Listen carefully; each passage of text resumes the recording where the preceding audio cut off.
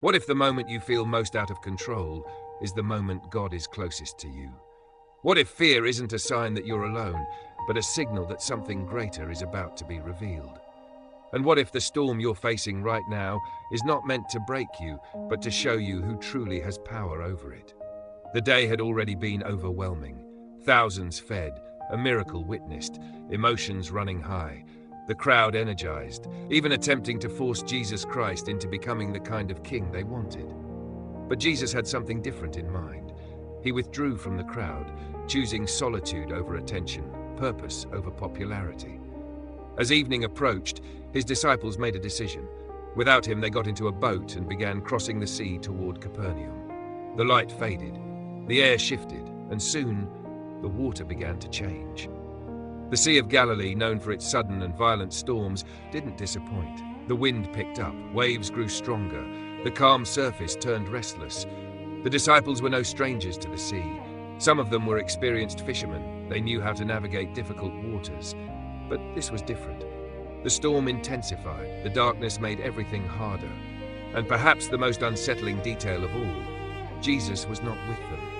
Or at least, it seemed that way.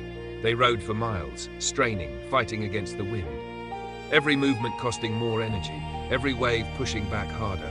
And then, in the middle of that chaos, something appeared. At first, it didn't make sense.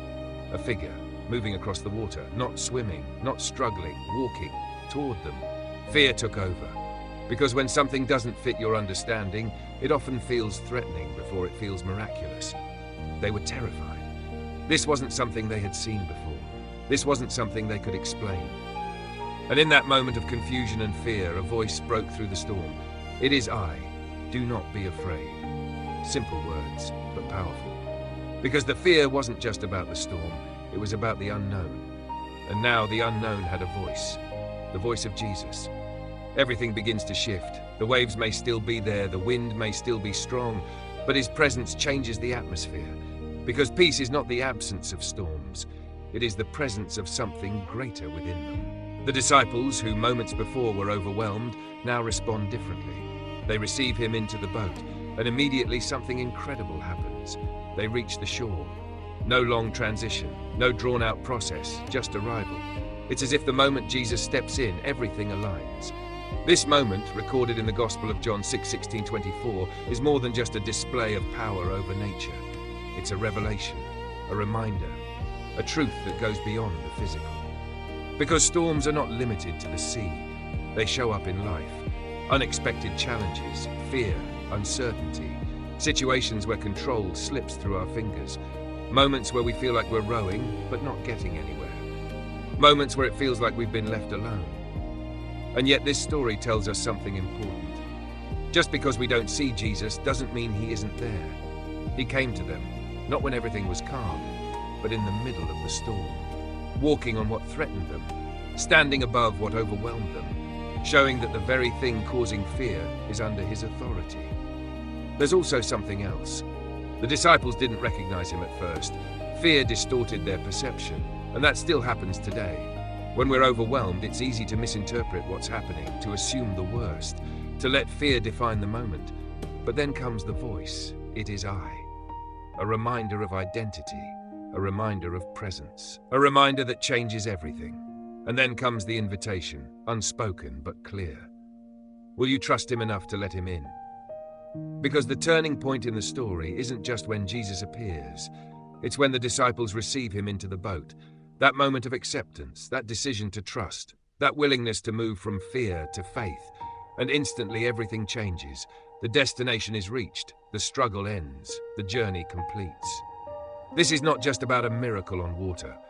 It's about what happens when we recognize who Jesus is, even in the middle of uncertainty. It's about understanding that control was never really ours to begin with. And maybe that's where peace is found, not in controlling the storm, but in trusting the one who walks through it. There's also a contrast in this passage that often goes unnoticed. The crowd, back on land, is searching for Jesus. They saw the miracle of the loaves and fish.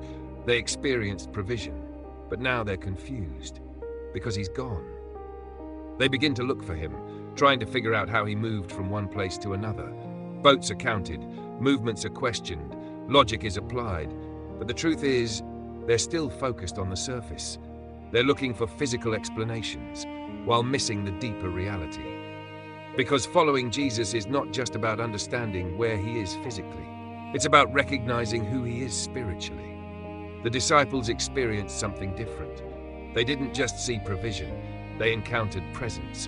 They saw him in the storm, heard his voice in fear, felt his authority over what seemed uncontrollable. And that kind of encounter changes you. Because once you've seen him in the storm, you don't see storms the same way again. And maybe that's the point. Not to remove every storm, but to reveal something greater within it. To show that no wave is too high, no wind too strong, no darkness too deep, because he walks above it all and comes toward us, even when we feel lost. So the question becomes personal. What storm are you facing right now? Where do you feel like you're struggling, rowing, trying to hold everything together? And in that place, have you recognized his presence? Have you heard his voice? Or are you still looking at the waves instead of the one walking on them? Because the invitation is still the same. Do not be afraid, not because the storm isn't real, but because he is greater. And when we receive him, truly receive him, everything changes. The fear loses its power, the journey finds direction, and the destination becomes certain. Thank you for watching this video. If this message spoke to your heart, don't forget to like, follow Holy Path Insights, and share this video with someone who needs encouragement today.